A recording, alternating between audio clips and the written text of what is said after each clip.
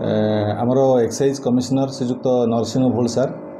आमर एक्साइज सुपरिटेडेट कटक श्रीजुक्त देवाशीष पटेल सार डायरेक्शन रे आमर कटक सहर विभिन्न स्थान रे विभिन्न समय रेड होमें ये गाड़ी सब धरुचु आमर आज गोटे खबर थिला जे आठगड़ अंचल रेगुलर इंटरवाल गाड़ी आमर कटक जिला दे विभिन्न जगह जाऊँ तेणु से खबर को भित्ति करी आमे गोटे टीम करथिलु से टीम रे आमे 6 जन थिलु मु भी थिली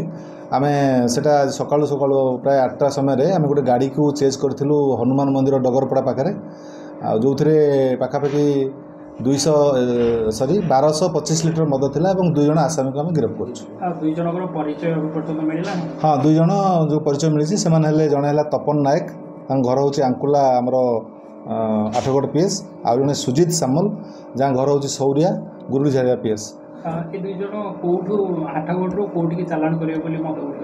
एम प्राथमिक तदंतर जहाँ आम सूचना पाइचु एम आठगड़ बिरुड़ा अंचल जो मद या मैंने ट्रांसपोर्ट करी विभिन्न समय आम कटक जिला देखिए विभिन्न स्थान को स्थानांतर कर जहाँ सूचना अच्छी आमर प्राथमिक तदंतर जहाँ जाचु से पक्ष गोटे रैकेट अच्छी आम से रैकेट जहाँ आम तदंतर जापारु गोटे जो रैकेटा अच्छी आम से रैकेट को बहुत शीघ्र भी आम धरिक फराड कर मद जोटा जबत हो मदर आनुमानिक मूल्य पाखापाखि 2.5 लाख टଙ୍କା हम और जो गाड़ी जबत हो मिसेले पाखापाखि 13 लाख टଙ୍କା हम।